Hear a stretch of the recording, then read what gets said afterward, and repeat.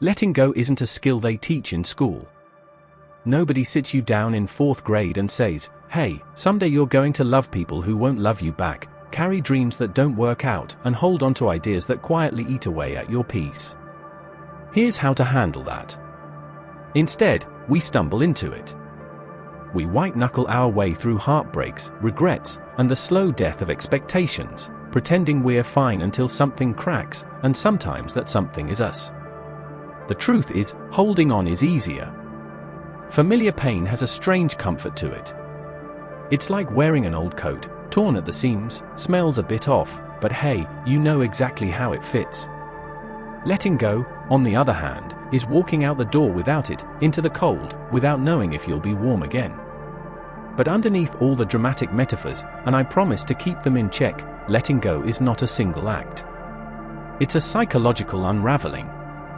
A negotiation between memory and identity, fear and freedom. And it starts long before we're even aware of it. We hold on for reasons that make perfect sense. Our brains are wired to prefer certainty over ambiguity. A bad relationship you understand feels safer than an unknown future that might be better. The past is predictable. The unknown requires trust, and not just in others, but in yourself. That's the hard part. And when people say, "Just let it go," like you're carrying an old grocery bag you forgot to throw out, it feels insulting. If it were that easy, you'd have done it by now. The deeper truth is, letting go means grieving. It's not about erasing a person, a feeling, or a chapter. It's about acknowledging it mattered. That it shaped you. And that it's over. The psychology of it lies in our attachment systems. In how we confuse love with loyalty, and loyalty with permanence. We're taught that to let go is to fail. That if we move on, we're giving up. But that's a lie we tell ourselves to avoid the discomfort of change. Letting go is not quitting. It's choosing peace over pride. It's deciding you don't need to keep bleeding just because you once called the knife home. Sometimes we don't even realize we're holding on until our body tells us, tight shoulders, sleepless nights, unexplained sadness. The mind clings, but the body always knows. That quiet ache you can't quite name? It's often the sign that something needs to be released. Not buried. Not ignored. Just gently unhooked from your grip. Letting go doesn't mean you stop caring. It means you stop controlling. It means you stop rewriting the story to make it end how you wanted, and instead accept the chapter for what it was. Some people won't say sorry. Some dreams won't happen. Some things will never make sense. You're not weak for feeling it all. You're human. And frankly, anyone who tells you otherwise probably hasn't tried doing it themselves. Yes, there are tools. Therapy. Reflection. A brutally honest playlist and a long drive at night. But more than anything, it's time. Time to sit with the truth. Time to feel what hurts without trying to fix it. And eventually, time does what time does, it softens the edges. It makes you laugh at things that once broke you. Not because they weren't real, but because you've changed. Letting go is less about moving on and more about making room. Room for something better. For who you're becoming. For the kind of peace that doesn't require explanation. It's not glamorous. It's often silent. But in the quiet, something shifts. You remember you're allowed to start again. But here's the thing they don't tell you about letting go: you might have to do it more than once. Some days you'll feel free, light, like you've finally made. Other days, a song, a scent, or some random Tuesday afternoon will hit you like a wave you didn't see coming.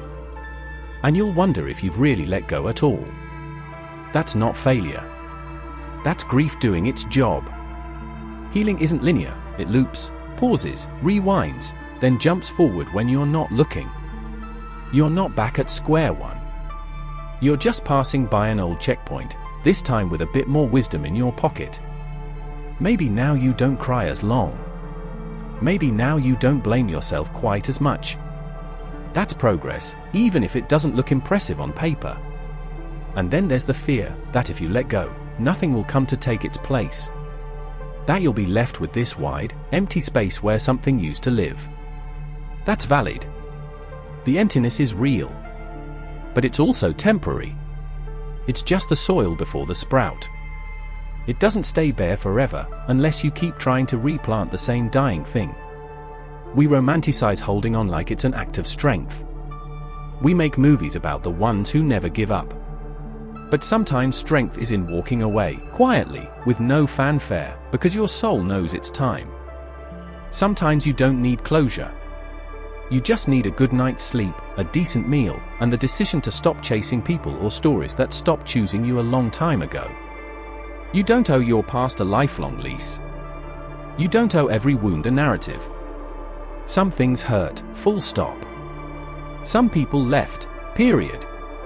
Some endings didn't come with explanations, and they never will. You don't have to make it poetic. You just have to keep going. Letting go isn't a grand gesture. It's in the small, quiet choices, not texting when you want to, not checking their page, not blaming yourself for the 5th time today. It's forgiving yourself for being human. It's allowing the hurt to fade without needing it to disappear overnight. And sometimes, yes, you'll laugh. At yourself, at how dramatic it felt, at the fact that you once cried in the frozen food aisle over a breakup that now feels like a weird dream. Humor sneaks back in, like an old friend. Not to mock the pain, but to remind you that you're still alive. That you're still you, underneath it all. So if you're in the middle of it, still clutching the edge of something you're scared to release, just know this: the letting go won't kill you. But holding on might slowly dim the parts of you that still want to grow. You don't have to be fearless to let go. You just have to be honest. The rest comes with time, a little grace, and maybe a slice of cake. Joel never finds peace. Not truly. But his story lingers because it taps into the kind of hurt people carry when life has taken more than it gave. And even if we don't agree with him, we understand him. Maybe because, deep down, some part of us knows what it's like to choose love over logic.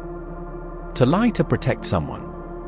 To do something terrible so we don't have to feel empty again. Joel Miller is not a role model. He's a mirror. And what we see in him says just as much about us as it does about him.